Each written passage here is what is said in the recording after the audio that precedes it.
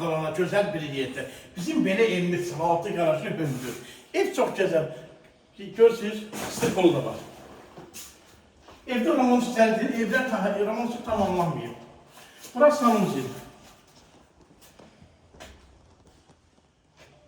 Burası burada havada çörək satı, məhsələrimizin oturmaq üçün bir yerdir.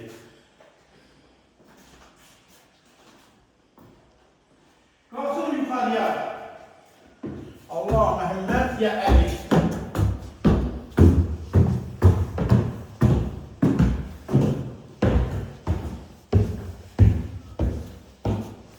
Bura bir otaq.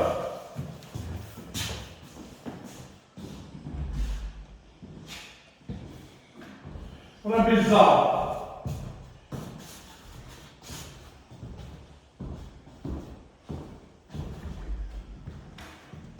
Burada üçüncü otak. 3 otaklı ev 65 bin. Gelin danışaq. Bura gedək.